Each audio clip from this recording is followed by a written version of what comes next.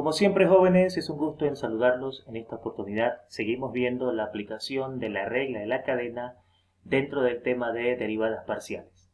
Y en esta oportunidad hemos elegido este ejercicio para explicar nuevamente cómo se usa la regla de la cadena en cuanto a la tasa de crecimiento o decrecimiento de una determinada variable en función a otra. Veamos entonces qué nos pide o de qué trata el ejercicio.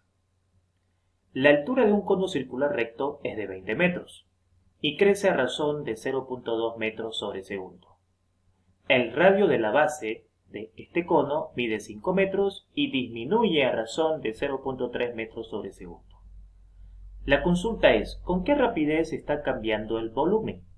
Entonces, si hay un cambio, si hay un crecimiento de la altura y un decrecimiento del radio, eso afecta directamente al volumen, ¿no es cierto? Entonces queremos calcular qué está pasando con el volumen, con esos cambios que está sufriendo la altura del cono y el radio del cono. Entonces la altura del cono es 20 metros, el radio de base es 5 metros, la tasa de crecimiento de la altura con respecto del tiempo es 0.2 metros sobre segundo, lo que significa de que por cada segundo la altura de este cono crece 0.2 metros, a lo contrario del radio que está disminuyendo, es decir, está decreciendo y por eso le ponemos signo negativo, lo que significa entonces de que por cada segundo el radio de este cono decrece o disminuye 0.3 metros. Entonces vamos a hacer nuestro esquema para poder averiguar qué derivadas parciales tuviéramos que calcular o tener como datos para poder encontrar lo que nos están pidiendo. Lo que nos piden es la derivada total del volumen respecto del tiempo. Y eso nos damos cuenta por nuestro esquema. Sabemos de que el volumen de un cono está relacionado directamente por el radio de su base y por la altura. Es decir, el volumen está en función al radio de la base del cono y a la altura del cono. Pero a su vez ese radio y esa altura están en función al tiempo. ¿Cómo sabemos eso? Por las tasas de crecimiento y decrecimiento que nos están dando. Están en unidades de tiempo y eso nos indica de que estamos en función al tiempo. Por lo tanto, la derivada total del volumen respecto al tiempo va a ser igual.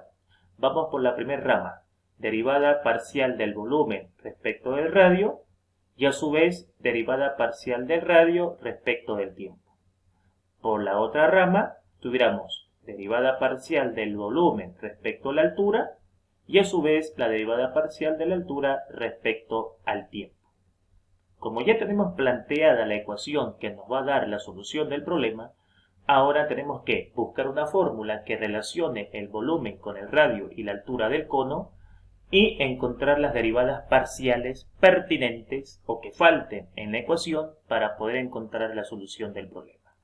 Entonces la fórmula que nosotros vamos a analizar es la que ustedes ven en estos momentos. Esta es la fórmula que vamos a analizar. Sabemos de que el volumen de un cono es 1/3 de pi por radio al cuadrado por la altura. Por lo tanto, la derivada total del volumen respecto al tiempo ya está definida matemáticamente con estas derivadas parciales.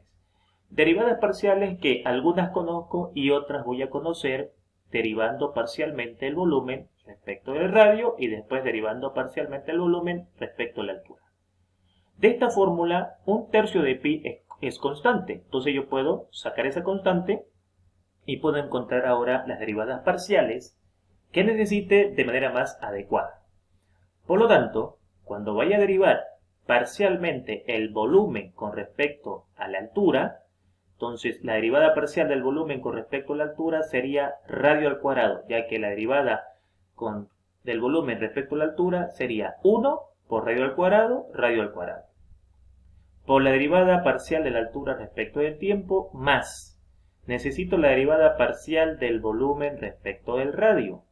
Entonces, como 1/3 de pi es una constante, solamente tengo que derivar radio al cuadrado por h. Como estoy derivando con respecto del radio, la derivada de r al cuadrado es 2r y h se mantiene constante. Entonces, la derivada parcial del volumen respecto del radio es 2 radio por h, por la derivada parcial del radio con respecto del tiempo. Por ende, ya nosotros tenemos todos los datos necesarios para poder encontrar la respuesta final.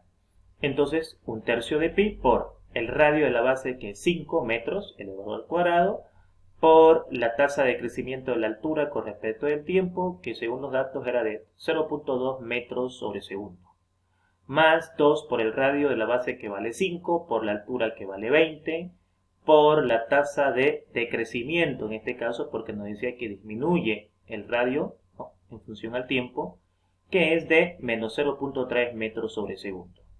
Por lo tanto, haciendo operaciones en la calculadora y sacando esta cuenta, tenemos que el resultado final es que la derivada total del volumen respecto del tiempo es de menos 57.59 metros al cubo sobre segundo. Volvamos a repetir de que las unidades no le hemos colocado porque ya están en el sistema MKS, es decir, las unidades ya están uniformes y entonces sabemos de que vamos a terminar en metros cúbicos porque es el volumen y en unidad de tiempo, que es el segundo. Este signo negativo no significa de que el resultado propiamente sea negativo, sino que me está diciendo la matemática que al final de cuentas, a esas condiciones a las que está siendo sometido este cono, el volumen va a disminuir, ¿no? Todo resultado que esté influenciado por un signo negativo significa una disminución y todo resultado que sea positivo significa un crecimiento. Por lo tanto, el volumen del cono va a disminuir a razón de 57.59 metros al cubo por cada segundo a las condiciones dadas del problema. Bien, damas y caballeros, como siempre esperando de que este video les haya servido para entender las aplicaciones básicas de la regla de la cadena en derivadas parciales, me despido de usted muy atentamente, como siempre deseándole que tenga un excelente día. Muchas gracias por tu atención.